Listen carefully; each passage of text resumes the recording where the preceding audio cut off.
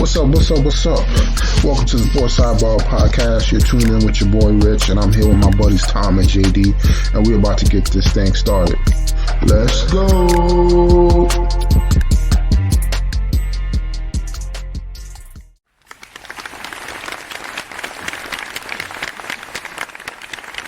Man, oh man, we got a brand new episode for everybody. Working our way up there, man. Hopefully we don't get trapped in this trapped in a submarine like some of these other people out here. But yeah, I would have taken one look at that little submarine and been like, no way. I guess when you have billions of dollars, it's a fun hobby to have. nah, man, they wildin' where I'm from, man. You can't be. They would have told me that I'm going as far as like the longest building, tallest building in the world underwater. And you know, black people can't swim, so that'd have been a no from me. That'd have been a no from the jump. 2.4 miles under sea. Yeah, man, that's ridiculous. No, I think it was longer than that because they said they were trying to go to where the Titanic was. Yeah, 2.4 miles, like straight from the top, straight down. Down, yeah. That's however many miles off the coast, and then 2.4 miles straight down from there. Yeah, man, that's ridiculous, man. Mm-hmm. Man, white people got to do better, man. I'm sorry. Y'all be taking extreme sports to the next level, man. Oh my goodness.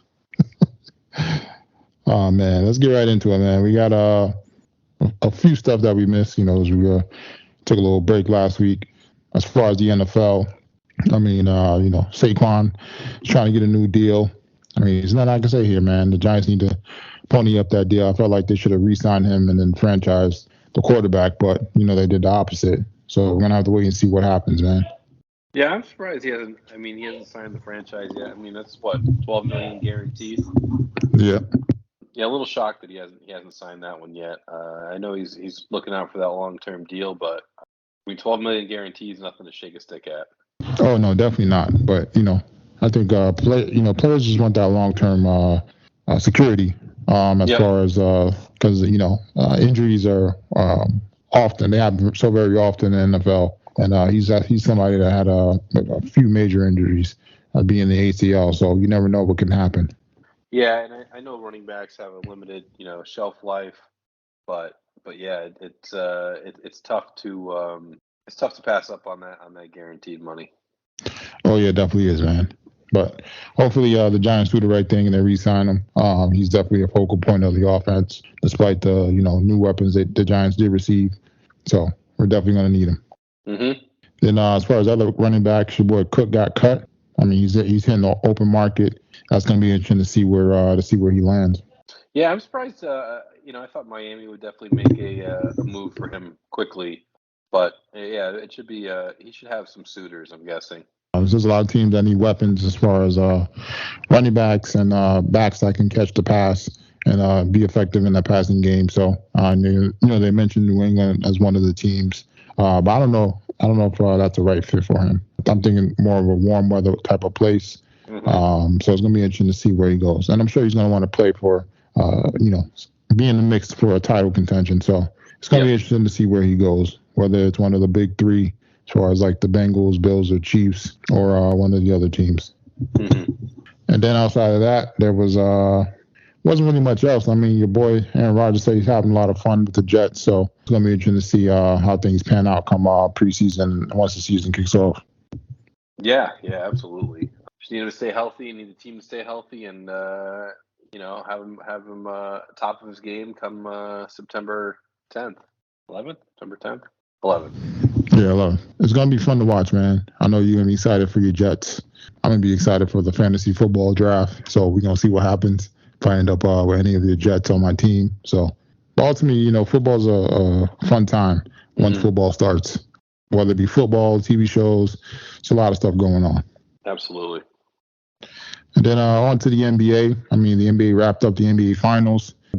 Took care of the Heat, made light work of them. Your boy Joker didn't get his MVP this year, but he did win the NBA championship. So, debate's going to be starting as far as, where does he rank as far as the bigs of all time. I think he's definitely up there, man. just because of all the stuff that he does, and then he has the opportunity to go out there and get some more rings. So I can't necessarily say they'll repeat, but he'll definitely be in contention because the past 3 years they've been in the contention. They went to the West Finals. What was in the bubble year? They lost to the Lakers off a few buzzer beaters. Then the next year, I think they lost to Golden State, but that was when Murray tore his ACL. Mm-hmm. And then now, they're back in it and they won. So it's going to be interesting to see if they can continue to be in the mix as one of the top teams in the West. Yeah, they got they got the pieces there. It looks like Bruce Brown is going to hit the market. Yep. So they may lose him, which is why they're trying to get into the first round of the draft tomorrow night. But yeah, I think they got a good coach. They got a good core. If they can stay healthy, I mean, not just Michael Porter, but if they can stay healthy, they should definitely be in contention for the next couple of years. Oh yeah, as long as the Joker doesn't go down, they'll be in the mix. But in order for them to win, those other guys are going to have to be healthy. So, and like I said, it's going to be interesting to see what they can do as well because they're normally a team that drafts well. Being they got Joker in the second round. They also had another guy that people forget about. I forgot his name too. They sent him over to Portland. He was actually a starter. I mean, that's the thing. They got all their guys locked up. I mean, he's not really, like you said, Bruce Brown's going to be gone. That's going to be a good. It's going to be a piece they're going to need to, refill as far as somebody coming off the bench and providing them energy. But once you win a championship and teams kind of see, what you have on your roster, people are going to be looking to go there. So, And then on the Heat side, your boy Jimmy Butler falls short. He's going to need some help, Even though, I mean, he played a great playoff series. He was doubted by a lot of the doubters out there and took his team to the finals. They did have a few key injuries as far as, Oladipo and Hero. So, I mean, they'll probably be back in the playoff mix next year. I don't know if they can get back there. They're going to need to make a few more adjustments because as we see in these off-season, NBA is getting spicy and some of the teams are starting to load up. It's only getting started. Yep. I mean, you're getting started. Just speak about it, man. Your Celtics out there about to get Porzingis. It's going to give you guys a nice little third scorer, big. He can stretch the floor for you guys. I believe he's like 40% 3-point shooter, which is great. 40%. Yep. So I mean, that's another key role for you. I think I don't know if he averaged 10 this year or he was close to 10, like 8 or 9 rebounds, 23 points. So I mean, that's gonna be huge for you guys because now you got a 3-headed monster. And then now you just got to get 1 or 2 more pieces as far as bench players, and you guys will be good to go. Yeah, I think it's a good pickup. I had always thought that he wasn't very good defensively. I looked at the numbers that people are posting today, and he's actually very good defensively. He's gotten much better. He stepped it up since the trade. Yeah. Mm-hmm. Yeah, and his pick and roll is awesome. So I'd like to see him and Brown, him and Tatum on the pick and roll, and really start to kind of get this offense moving. I think that's one of the things they're missing. I mean, when Rob or even Al does pick and roll, they're just not looking to score off that. Where if you have Porzingis, he can do that. I think it's if all they have to give up is really Brogdon, Gallinari, and I don't know, maybe a pick or something. I think that it's definitely a good get for them. Yeah, like I said, they really don't have to give up much.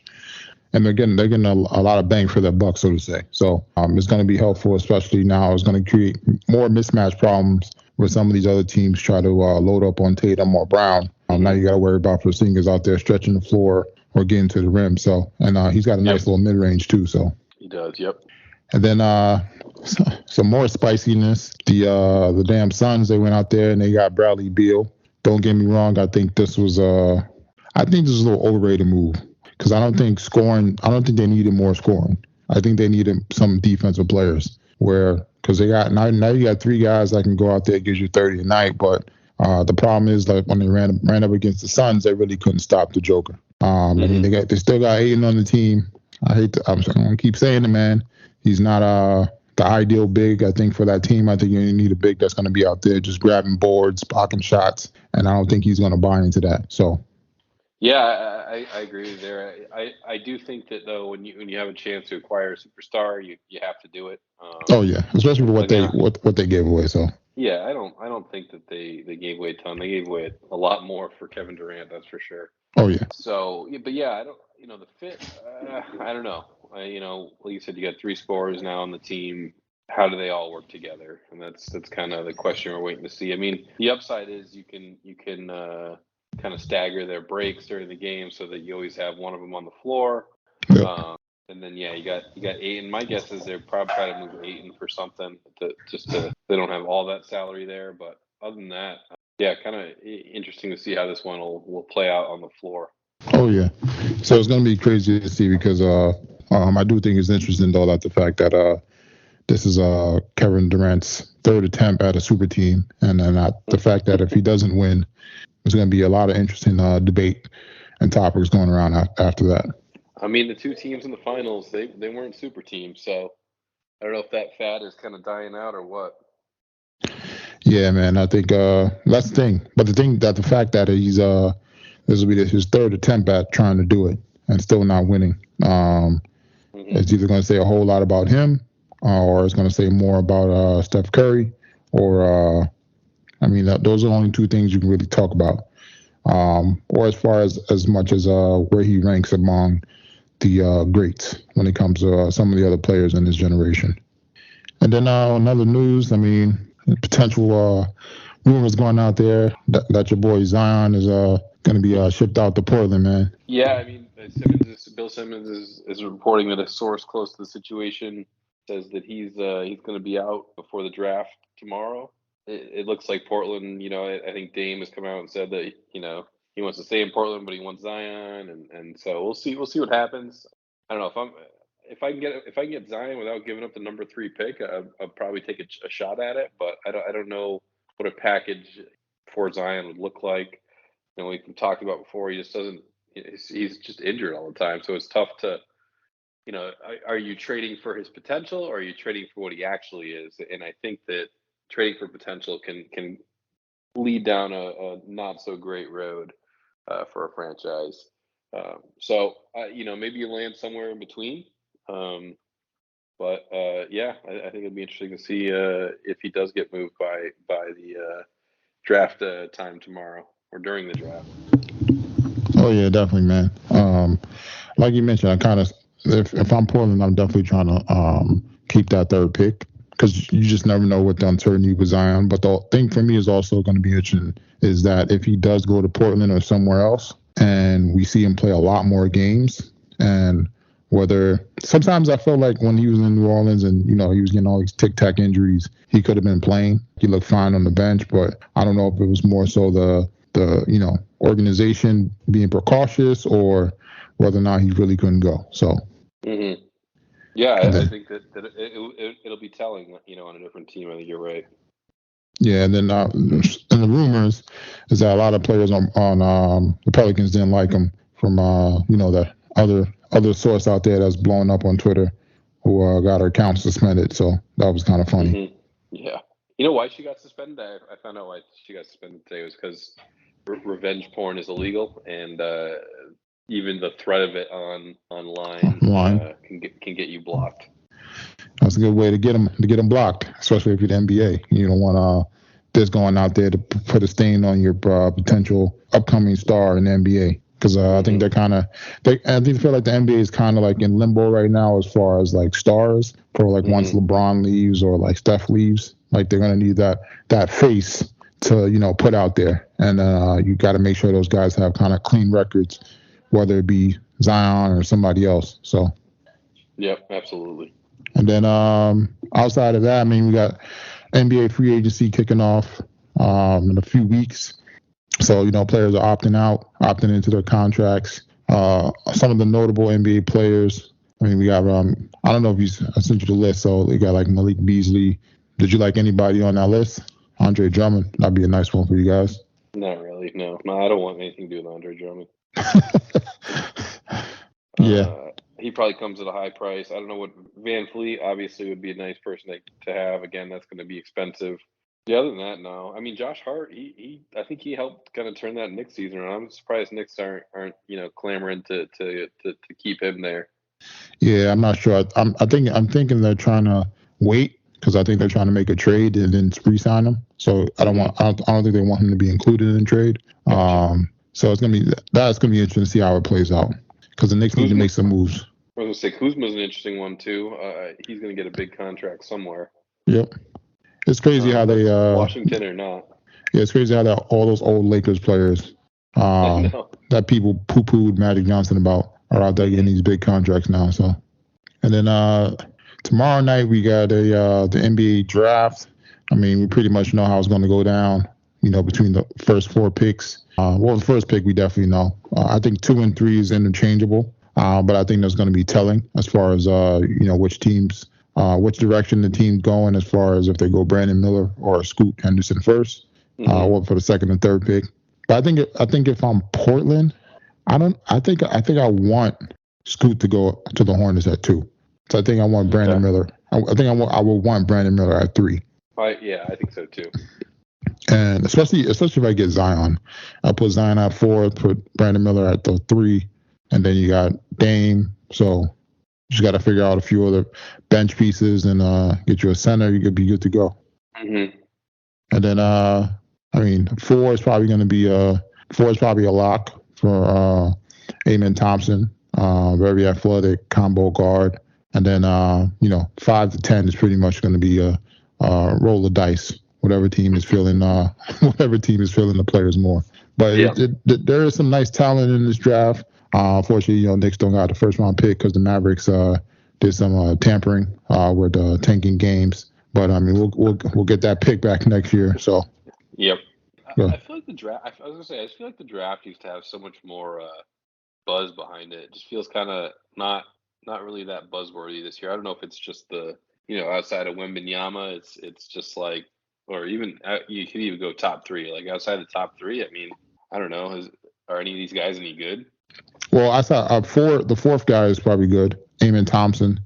Some other players to look out for. Derek Whitehead from Duke. He was rated like the 5th prospect, top 5 prospect. For the 20. He didn't impress me in college, though. I mean. Yeah, but that's the thing. He had the injury, so they were saying. Yeah, I know. They were saying the injury, right? But the thing is, he's probably one of the best shooters in the draft, and if you can shoot the ball, it's going to help you a lot. And then Amen's brother, who's a twin.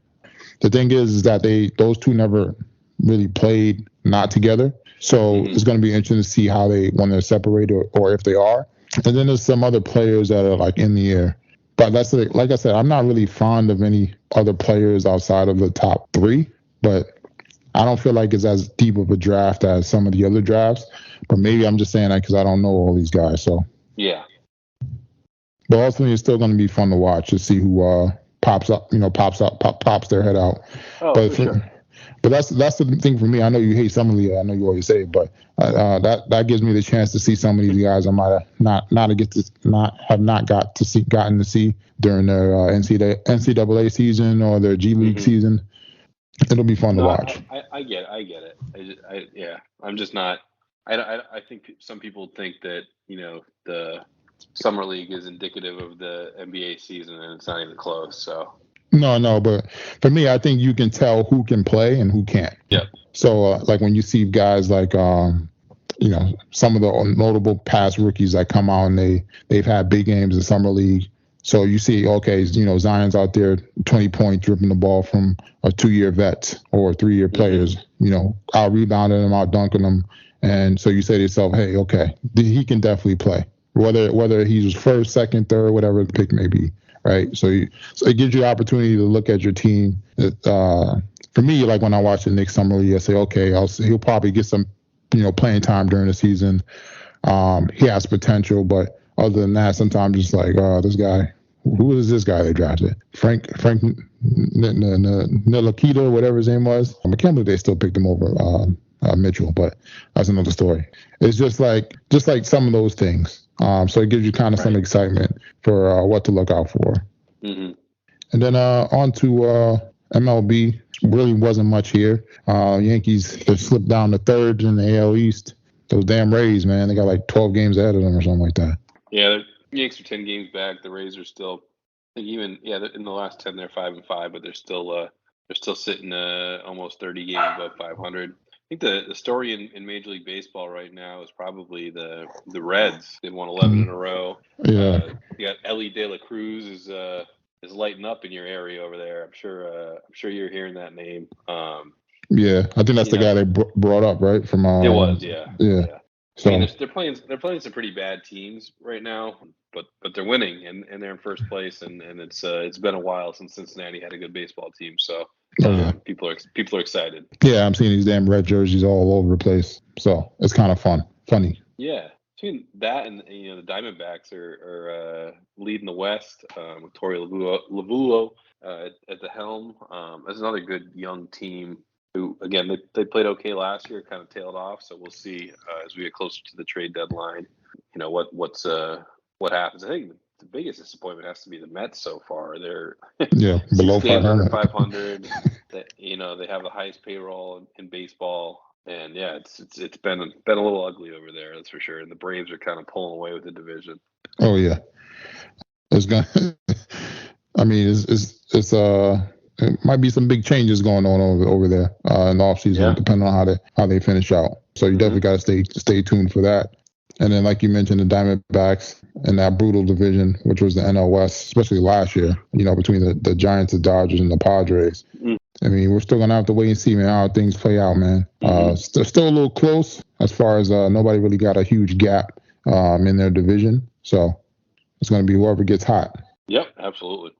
And then outside of that, we had NHL wrapped up this season. Had the Stanley Cup Finals. They had Vegas Knights versus the Florida Panthers, and then Vegas Knights put it on them, man. Sorry, Matt. I mean, there's nothing to say, man. The Panthers were looking like the better team prior to the final. So yeah, I mean, the Knights were second best team in the league to the Bruins all season long. Good coach, obviously, Butch Cassidy and Jonathan Marchessault, Mark Stone, some just really good players on that Vegas team. I think water probably found its level a little bit with Florida. They were hot there for a while. Again, another good team. I just think that they couldn't keep up with the scoring and the physicality from Vegas, and ultimately their goalie turned back into what he was kind of the season, kind of just good, not great. I mean, he has some bad games, he has some good games, and it is what it is. I think that again, they're probably set up well for next year. Again, the Panthers, young team. yeah. But yeah, congrats to the Knights. Two cups in 6 years that they've been to, and finally broke through on this one. I'm sure Vegas had a nice party afterwards. Oh yeah, going crazy out there. I felt like we were watching the NBA Finals. Well, the Stanley Cup was like the NBA Finals. Both Florida teams were hot going into the finals, and kind of cooled off. They just got outpowered by the superior team. So yep. Then I'm gonna have NHL free agency kicking off. I know the Bruins got two guys going in hitting free agency as far as Bertuzzi and was it Orlov? Am I saying it right? Orlov. Yeah. So that'll be interesting. I know Vegas has two guys going in as well. Hill. Barbashev. Barbashev, and then Rangers got a guy going in. So, and then the guy from the Maples, I think he'll probably be like the top free agent. Yeah, NHL free agency is always kind of interesting, just with the hard cap and there's not usually a ton of movement for big players, but when there is, it's interesting. Yeah. So, yeah, I think I don't really think it's going to be spicy, like some of the other sports, but it's definitely going to be interesting to watch. Yep, absolutely. And then we got PGA, man. Who the freak is this Clark guy, man? So Wyndham Clark, he won the Wells Fargo here in Charlotte earlier this year, elevated event. Kind of a life-changing win for him, obviously. Yeah, not like a well-known guy. Hits the ball a mile, and has improved his iron game dramatically over the last couple of years. I've watched him a little bit. He's always kind of struggled with the short game. So watching him on Sunday specifically, pretty much get up and down from anywhere, and just putted the ball real well. So striking it well and good around the greens. That's how you win a U.S. Open. And he was able to hold off Rory and Ricky and Scheffler with some big names there coming into Sunday. So, I mean, kudos to him. Again, I don't know if it's more of a story about Rory not being able to hit any putts on Sunday. And then, when he needed it most, he had a wedge there on 15. I think it was 15. 14. Sorry, 14 on par 5. He had a wedge from like 110 yards. Left it probably, 15, 20 yards short and into the bunker and made bogey. And that was the deciding factor. I mean, he makes birdie there. He finishes at 11 under. It's different. Obviously, it's a different game. So. But kudos to Clark. Obviously, everyone heard the story about 300 times about his mom and how he almost quit golf and all that. So good on him for sticking with it and winning the U.S. Open. Oh yeah, finally paid off. It was weird. Weird story. Just like not really a big deal, but like they were talking about, when he was walking up 18, that his sister has never, they were talking about how tight they are, right? Like he's 29, I think his older brother is 33, and I don't know how old his sister was, but she had never been to see him like play golf professionally anywhere, which I thought was kind of strange. Like, if your brother was playing golf like professionally, wouldn't you be like, hey, can you get me some tickets I want to come see you play? Doesn't that seem strange? Either that or they don't have the greatest relationship. No, they kept talking about how tight these three are. Yeah, but that could be cap, man. They could be capping for, I know, but like, I don't think they really cap because there's plenty of people that like Patrick Reed does not like his family, and they don't hide that at all. Yeah, but it could be that she genuinely really doesn't like the sport. Maybe, but who cares? Like he has to play some of the coolest places in the United States. Like even if you could hate golf, but you gotta round at Pebble Beach. Like hey, hey Wyndham, can you give me two tickets for Friday? I want to come out and see you play in San Francisco. In Pebble Beach, and then I'm bolting out of there and going to Napa to hang out in the winery. Like I don't know, it just seemed really strange. Yeah, but that's the thing. Sometimes I don't know. Sometimes siblings feel like they don't want to be like a groupie to their. Oh, no, I get it. Like I said, I just thought it was weird that it was the first time she had seen him play in person. I get it if she did the thing, yeah, I saw him play, great. I can't stand golf, but I went and supported my brother. Yeah. It just seemed like just a weird side note.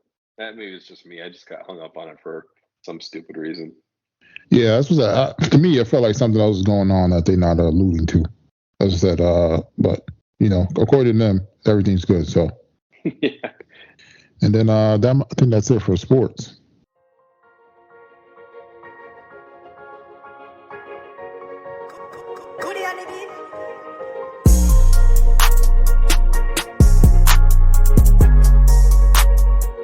And it's that time again, ladies and gentlemen. We got another edition of JD's Bites and Brew. What you got for us?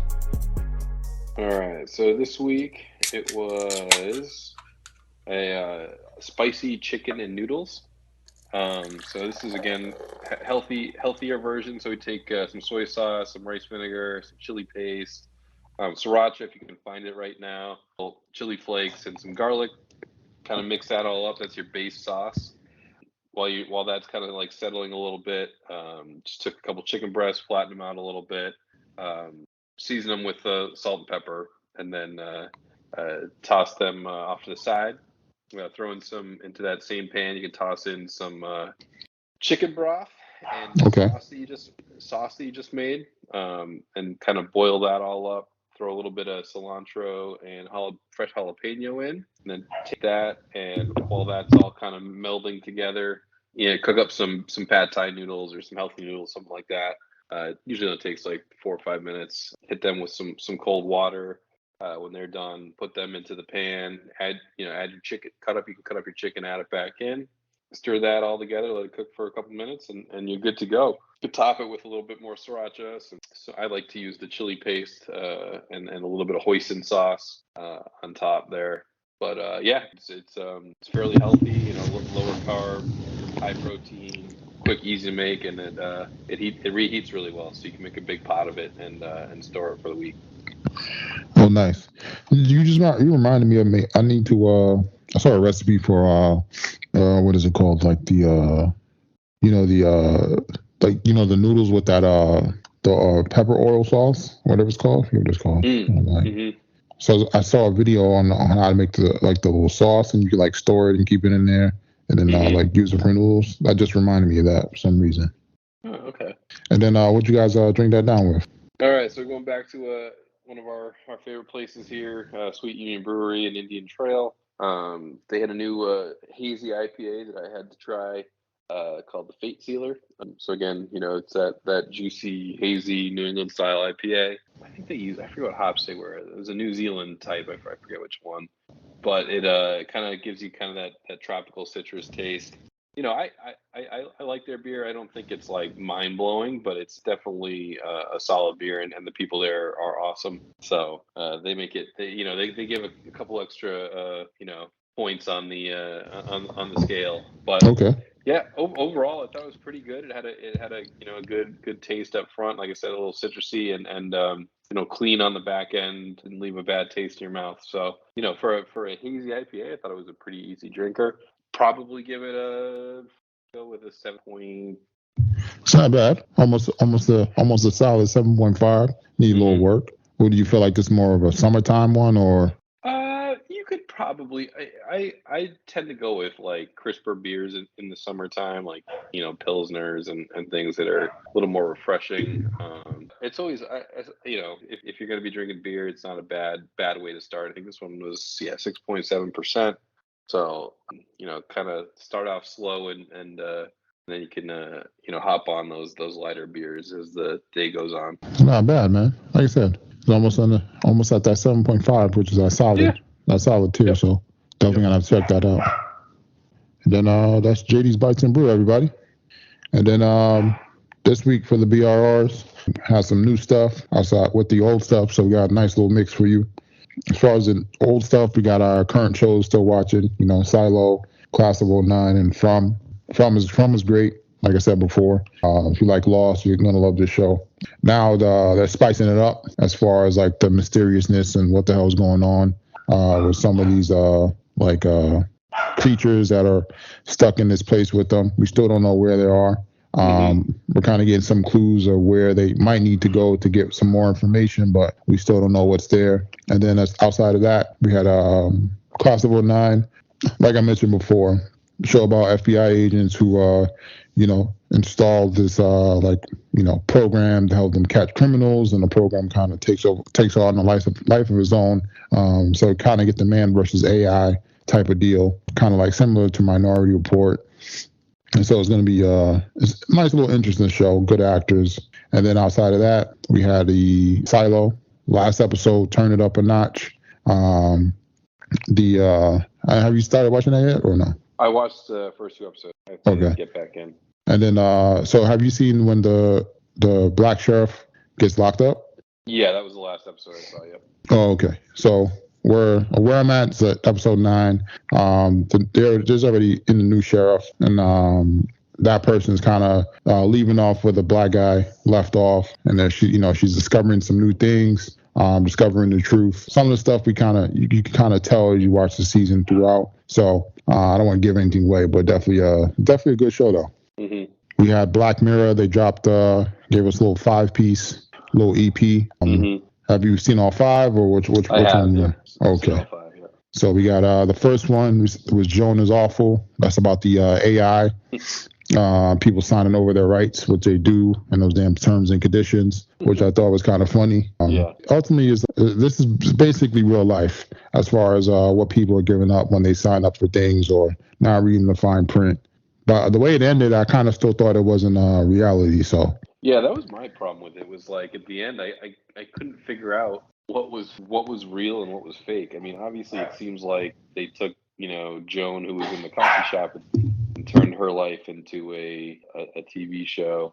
But why was what's her face? I guess the girl from Schitt's Creek. I think her name's Annie something or other. Why did she also have an ankle bracelet on? And I don't know, it just got like it was almost like Inception. Like how many of them were going to get arrested for going into whatever they call it, Streamberry, and causing a ruckus. yeah, man, it was it was like Matrixy too. Yeah. Like Why didn't is it Kate Bosworth? yeah. Why didn't she also have an ankle bracelet on? You know what I mean? Like, where does it stop? Yeah, that's the thing. It's like it's like, you know, when the people look in that picture, like in the picture, and the picture is like it minimizes to the same picture. That's what I felt like I was doing. So yep, exactly. But that's what the thing about the show, man. They make you think and question, you know, some of the things you do. So you know, it gets you to think. They're doing their job though. Yep. And then second episode we had, which is Loch Henry. That one was kind of weird to me, but I kind of liked the direction it went in. Just because it's like maybe just ties at my horror strings, which I thought was kind of funny. Yeah.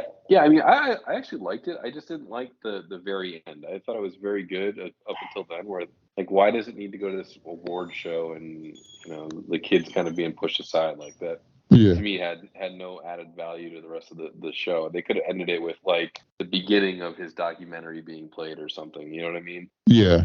So, but did he kill her though? That's what I was trying to figure out. The son. Because when he was like going up for the award, they didn't really show the girl though. She died in the river. Oh yeah. Okay. Oh yeah. I'm bugging. Yeah. So. I'm guessing they didn't show her after that, so I'm assuming she died in the river. Died. Yeah. I was trying to think about like which one does that relate to as far as like society. I don't know if that one. I don't know if that one does anything to society. I guess just a take on a murder mystery. Yeah. And then third episode we had was Beyond the Sea. That one, the direction, it was like slow from the pretty much up all the way up to the end. And homeboy's stupid for even letting him go down to go down to his body to see his wife, hang out with his wife and kids. I mean, who would think that would be a good idea? Nobody, man. I mean, I could maybe see doing it one time just to like let the guy get out for a little bit. But that is absolutely it. I would never let him go back for a second trip.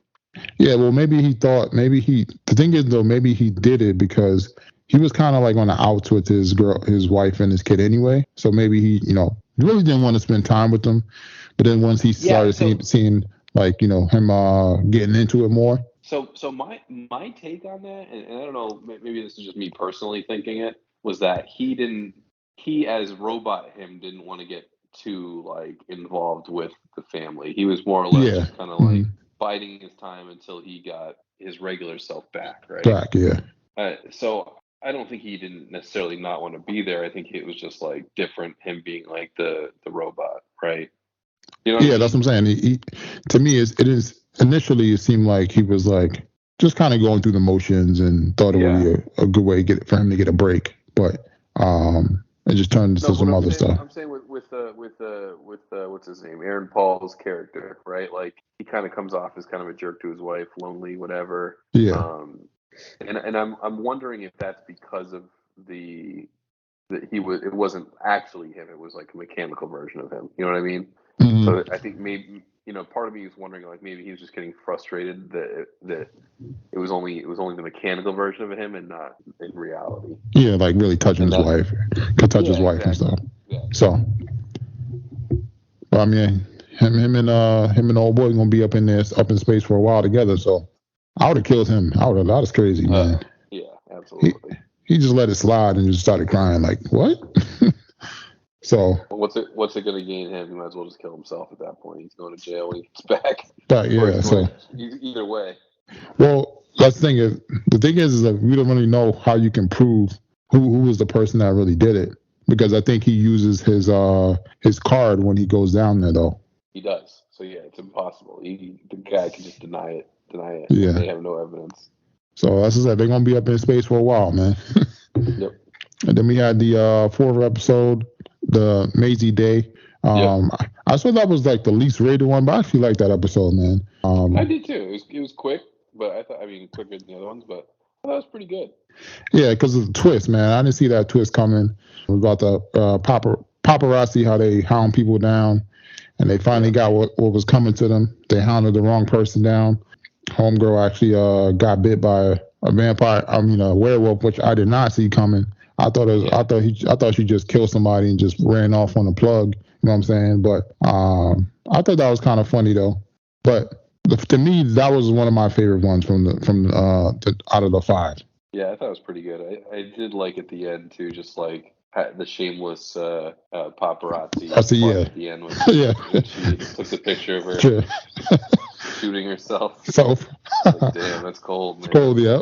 And it kind of shows like how the paparazzi is, man. See some of the tactics they were using, like they were tagging each other, like each other's vehicles to find out what was going on. Mm-hmm. You know, the inside sources they were using, kind of just like relentless. Yep, just getting pictures and stuff like that. So that's what I thought it was kind of funny as far as like, you know, showing them and showing, you know, what they do and then them getting, you know, some bad mojo in their direction, which I thought was kind of funny. Mm-hmm. Then we had the final episode. That one was the Demon 79. That one reminded me of Death Note. I don't know if you ever seen that anime. No. Yeah, so the anime is about a kid who finds a book, and the book it's a death book. So anybody's name you write in a book, the demon goes out and kills the, you know, whoever's name you write in the book. So what happens is like he ends up doing that. He doesn't believe it at first. The demon's so he's like he's the only person that can see the demon. And the demon explains to him the rules of the book, and then he eventually, you know, wants to, you know, rid the world of, you know, evil people and, you know, do justice. But eventually, you know, people start figuring out that somebody's, you know, kind of like a serial killer killing all these bad people. And then he kind of ends up in like a little standstill between him and the police of, you know, trying to prove, you know, it's not really what it seems. And then the police, you know, the police has that one detective that figures out everything and knows it's him. So it's kind of like a battle of wits between him and the lead detective. So, but I felt as far as not that part, but as far as the you know, the demon traveling with the human and telling him about, you know, who needs to die and so forth. Mm-hmm. And to me, this was like the one, I want to say my second to least favorite. Yeah, I didn't love it. I thought it was okay. I mean, the demon guy was kind of funny, but yeah, I don't know. It just didn't do it for me. I guess I'm the same way. Yeah, I felt like they could have gave us some more episodes, at least 3 more. Yeah. I felt like we was waiting 2 years for only 5. Come on, man. And then outside of that, I mean, we got Cruel Summer 2 in the middle of the season. So far, it's okay, man. Like I said, I don't think it's better. I don't think it's going to be better than the first, but you never know. Maybe they might throw some nice twist our way where they spice it up. Yep. Then Secret Invasion kicked off today as well.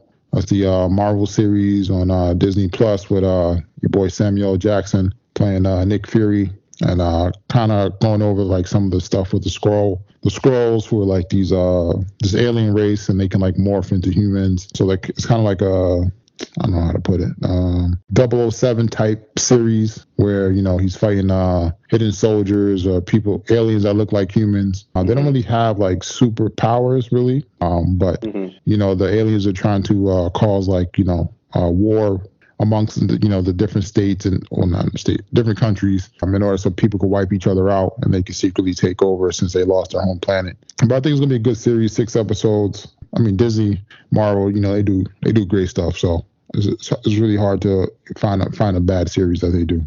And then we got Bear kicking off tomorrow. I'm looking forward to that. And then how's the Crowded Room? I know you said you liked it. Yeah, it's good so far. So yeah, 4 episodes in. You know, interesting. It's just an interesting story. You know, someone ends up dead.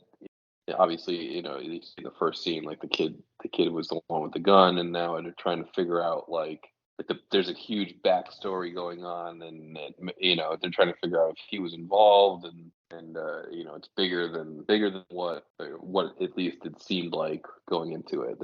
They doesn't seem like they actually care about the gun and the shooting. It's a bigger kind of conspiracy thing going on that they're trying to get to the bottom of. So far pretty good. Like I said, only 4 episodes out, but oh yeah, I'm definitely gonna have to add that to my rotation. So. And then, I mean, we got some other stuff coming up soon. Well, they put out that Extraction 2. I've never seen the first one, but hopefully I get around to that. And they got The Witcher Season 3 Part 1 coming out, I think, next week. And then Jack Ryan Season 4, but I'm still on Season 1. So, and then I think that's pretty much it. I don't think I got anything else. all I get. Oh, what are your thoughts on Manifest? Man, this freaking show, man. Okay, first of all, this last freaking season's like 20 episodes, which is great because it gives you some stuff to binge. But man, they got too much going on, man. They got the girl. I'm on like episode like 15, so they got like 5 more. So like they got the girl. Like right now where I'm at, they got the girl who freaking found the gem. I forget what it was, and she's causing the people. She's pretty much manipulating the A28ers, and then your boy Ben Stone, he's getting on my nerves, my last nerves, man. He's just fucking up everything, man. Him, as far as he injected the homegirl with the little substance, and now she wiped out everybody's calling, and now everybody's trapped in the government got all the A28ers trapped in this damn building, and they trying to build their own society. I don't know, man. I don't know where it's going. I don't know where this show is going. I feel like it's going like towards everybody's going to die, and then there's going to be Adam and Eve with homegirl that got the power, the son, man, Cal. So, and then they're going to have like 6 other people with them to restart the Earth population, or something like that. That's what it's looking like, because a homegirl would think she's a prophet, but. I still don't know, man. I still don't know where this show is going, man. I'm not gonna lie. I know you was saying you was comparing it to Lost, how Lost should have ended, but no, I'm more or less the last episode, the series finale. Oh, okay. Because this is throwing me off, man. I'm watching this like I don't know where this is going, man. A lot of these characters getting on my nerves. I feel like they should have died, but I'm gonna stick it through, man. I got like 5 more to go. I feel like I'm gonna be so upset when I get to this last episode. It's a good last episode. It's worth it. It's worth the other BS that they put you through. Oh, okay. And then yeah, man, that's pretty much it, man. All right, ladies and gentlemen, until next time. Till next time, Rich. I want to thank y'all for rocking out here on the Sports Sidebar Podcast. Give y'all something to ride out on.